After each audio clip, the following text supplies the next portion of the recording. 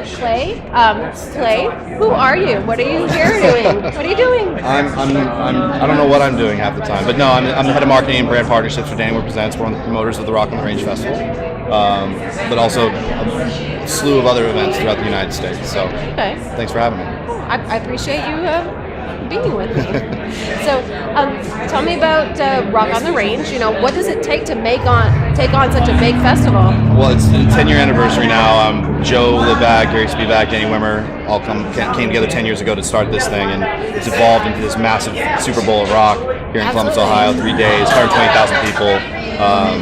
Really just it's grown because I think Danny One is really coming to a market, and Columbus is a great market to start a festival with the amount of great radio partners and media partners within this area to really test something. And it was such a big success. It kind of created all these different events that have now created the world's loudest month with Rockville, Rebellion, Invasion, Rocklahoma for Joe, which we're not part of, but we're all part of the world's loudest month together, so we all support each other.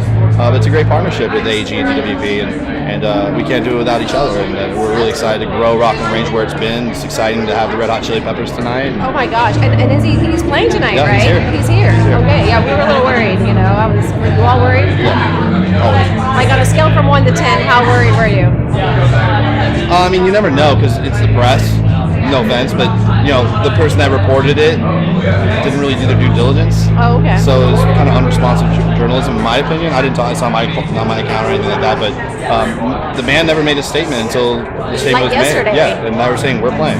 So you got to wait for the bands to make the statement. We were talking, not me, but Gary and Danny and Joe were talking to management very closely to make sure he was okay. His health is more important than anything. Oh, absolutely. And with what he had, I mean, there's and create a backup plan if necessary. So at the top of those three kind of come together and figuring out what our backup plan would have been. And luckily enough, Brendan's okay, and we had an incredible show tonight with him. There you go.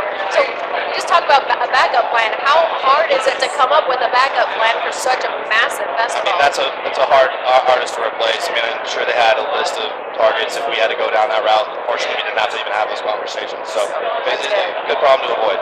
So does it happen often that you've got a lineup that you've got planned, and then all of a sudden someone drops out? How do you go about filling that void? So usually at the top, you don't have that top band drop out. I mean, we did, unfortunately, in Rockville, we had ZZ Top had to drop out because he hurt his shoulder.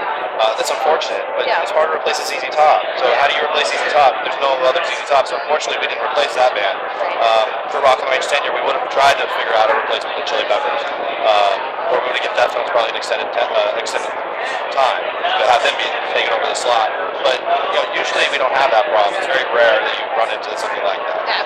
So tell me about some of these upcoming festivals. So you've got, finishing up the World's Loudest Month, and then you've got festivals starting up in October again? Well, actually, our next festival, this is our last festival in the spring, events, and then July we have the Chicago Open Air Festival, which is Ramstein. Exciting. Yeah, Slipknot, Disturbed, Chevelle.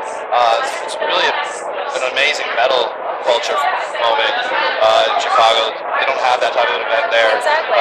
I'm excited to see bands like Meshuggah come out and push here.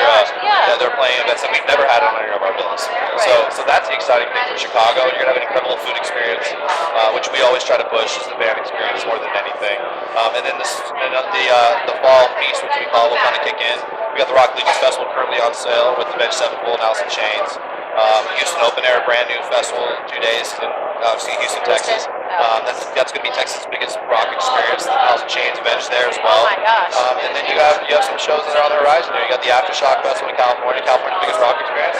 And then seems like everyone's favorite, Louder Than Life. Everybody wants to know Louder Than Life. Yeah, what's up with Louder Than Life? Exactly. We're announcing the show on May 31st. Okay. So you get the full lineup, the full bourbon menu, the full food menu. You get the whole thing. You can see everyone's coming out for that one-of-a-kind experience. I heard Danny's got a bourbon too.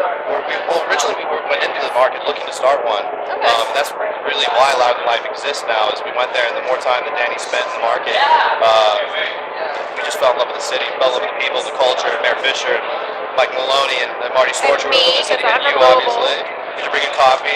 Exactly. Hello. So the more time we spent there, we just really fell in love with the market and the people, and it made more sense to do a one-of-a-kind experience there that you can only get in Louisville, Kentucky, and that is the Loud Life Festival. Absolutely. So you have the world's biggest bourbon festival. You have gourmet man food, which is where it started, and now it travels with us. Oh, nice. And then the top of the bill. Sounds great. So what's up next for you? I'm gonna go back to LA tomorrow and start kicking off. We're gonna go live in life moment. So you'll get an email from me tomorrow, and we'll continue talking about what we're gonna do for the Live in Life Festival. And then Aftershock will announce on June 7th. Okay. And then we're full on summer and fall for the rest of the year. So those are our last 11 shows this year, and gonna create a lot, create a lot of new experiences for the fans, and gonna keep trying to push the envelope for live entertainment. So, being that you're so involved with the metal community, what is the biggest band that you've fanboyed over at any of these events? It hasn't happened yet, but it's going to happen in Chicago, Meshuggah. I love that band, and I love it because it's an experience. I keep and it's new. It's new. Well, not new for us. For you. New for me. But I've seen it before. I actually probably be more excited to see them side stage because that's where I would watch it. Yeah. But I've seen them tons in LA, and they're a band I'm really excited to see. Okay, well, I'm sure Meshuggah is excited to see you I as hope well. so. Like, people think we look alike, except I'm not that bald. Thank you so much for giving me a moment. Thank you.